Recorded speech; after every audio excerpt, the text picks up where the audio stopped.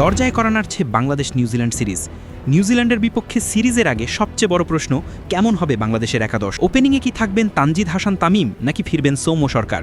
Middle অর্ডারে কে সামলাবেন চাপ, আর শেষ দিকে ম্যাচ ফিনিশ করবেন কে? ইনজুরি, বিশ্রাম আর ফর্ম সব মিলিয়ে এক জটিল সমীকরণ এখন টিম ম্যানেজমেন্টের সামনে। তবে এই সমীকরণের মধ্যেই তৈরি হচ্ছে এক চমকপ্রদ একাদশ, যা কিউইদের বিপক্ষে দিতে পারে দারুণ লড়াই। চলুন দেখে নেই কেমন হতে পারে বাংলাদেশের সম্ভাব্য সেরা প্লেইং 11।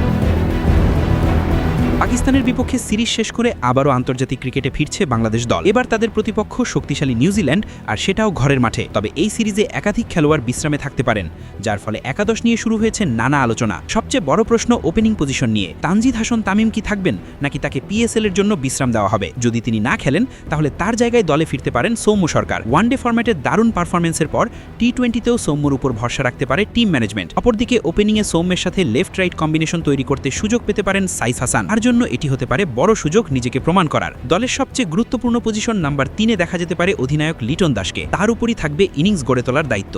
আর নাম্বার 4-এ খেলতে পারেন নাজমুল হোসেন শান্ত, যিনি মিডল অর্ডারে স্পিন ভালো সামলাতে পারেন।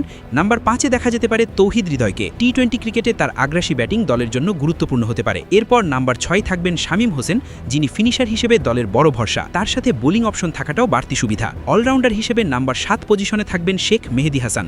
ব্যাট বল দুই দিক থেকেই তিনি দলের ভারসাম্য বজায় রাখবেন। নাম্বার 8-এ দেখা যেতে পারে তরুণ pace bowling allrounder Tanzim Hasan সাকিবকে, যিনি ইনজুরি কাটিয়ে দলে ফিরছেন এবং তার পারফরমেন্স হতে পারে গুরুত্বপূর্ণ। বোলিং আক্রমণের নেতৃত্ব দেবেন তাসকিন আহমেদ। তার গতি এবং অভিজ্ঞতা কিউই ব্যাটসম্যানদের জন্য বড় চ্যালেঞ্জ হতে পারে। স্পিন বিভাগে থাকবেন নাসুম আহমেদ, যিনি ঘরের মাঠে হতে পারেন ট্রাম্প কার্ড। শেষ পেসার পজিশনে প্রতিদ্বন্দ্বিতা রয়েছে কয়েকজনের মধ্যে রিপন, সাকলাইন সাইফুদ্দিন এবং খালেদ আহমেদ। তবে অভিজ্ঞতা এবং সাম্প্রতিক পারফরমেন্সের ভিত্তিতে এগিয়ে থাকতে পারেন খালেদ আহমেদ।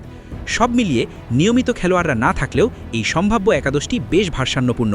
ব্যাটিং, বোলিং এবং অলরাউন্ড পারফরমেন্স সব দিক থেকেই দলটি নিউজিল্যান্ডের বিপক্ষে কঠিন চ্যালেঞ্জ ছুড়ে দিতে প্রস্তুত। এখন শুধু অপেক্ষা, মাঠে নামার পর এই পরিকল্পনা কতটা সফল হয়।